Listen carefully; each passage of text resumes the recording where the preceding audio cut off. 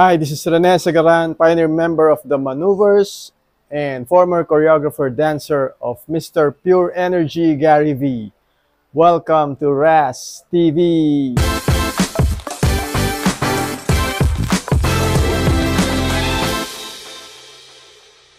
I-update natin lahat ng achievements ng SB19, Global Groove, especially yung kanta nila na Gento. Grabe na yung naabot ng Gento, guys, Buong mundo, worldwide, iba-ibang lahi. This is first time in the Philippine history na ang isang Pinoy artist or boy group, na ma-achieve ang ganyang klaseng milestone. And hindi pa dyan nagtatapos. Kainitan pa lang ng SB19 right now. And I believe this is their time. So, lahat ng achievements na to, first time.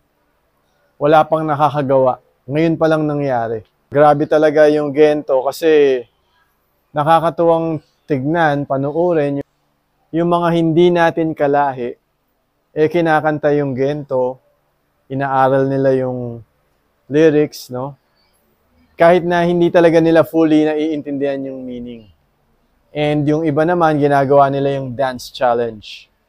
So, grabe. Sobrang nakakatuwa, nakaka-proud na maging isang Pinoy dahil dito sa achievement ng SB19.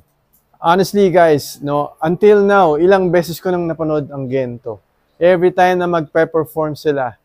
Like, for example, yung sa Watsons, yung costume nila sobrang ganda, sobrang angas, and sobrang class, For me, yung ganung dating pang Grammy Awards na talaga. So, pag pinapanood ko, kinikilabutan pa rin ako. Ramdam ko yung gigil. Ramdam ko yung passion, pag kinakanta nila. And sarap pa rin panoorin, lalo pag kumpleto with the dancers, yung scouts. Talagang solid. So anyway guys, eto, huwag na nating patagalin. Let's watch all the achievements of SB19 with the song Gento.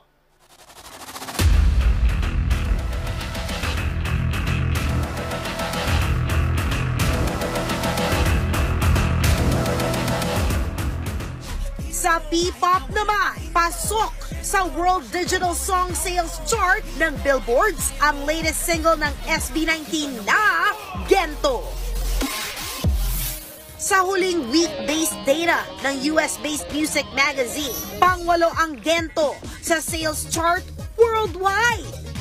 Ang Gento ay isa sa mga kantang kabila sa upcoming album ng grupo na Pagtatag na ilalabas na din sa June 9. Nagbabalita mula sa Frontline, MJ Marfori, News 5. Tuluyan nang napasok ng SB19 ang Japanese music scene matapos mag-number 1 sa World Music Top 50 category ng Line Music Japan ang kantang Gento. Kinumpirma mismo ng Line Corporation ang naturang development sa pamamagitan ng kanilang official app at website. Magpahanggang ngayong Webes ay hindi tinatantara ng mga 18 ang pagbati ng congratulations at pag-express ng kanilang pagkamangha sa naging accomplishment ng naturang awitin dahil hindi lamang sa isang chart na punta ang kantang Gento kundi sa mismong single release category in general na pumuesto ito ng number 14. Hangad ng mga 18 na makasali ang Japan sa nilulutong Asian leg ng Pagtatag World Tour. Oktubre 1 ng alas 7 ng gabi sa pamamagitan ng official social media platforms ng SB19 malalaman ang mga lungsod sa Asia na kanilang dadayuhin para sa ikalawang sigwada ng Pagtatag World Tour. At habang isinusulat natin ang balitang ito, ay trending sa platform na X o kung tawagin dati ay Twitter, ang hashtag na SB19 Gento. Good news para sa mga 18. Approved entry sa prestigious Grammy Awards ang hit song ng SB19 na Gento. Sa anunsyo ng Sony Music Philippines, ang kantang Gento ang kanilang sinamit para sa categories na Best Pop Duo at Group Performance ng 66 Grammys.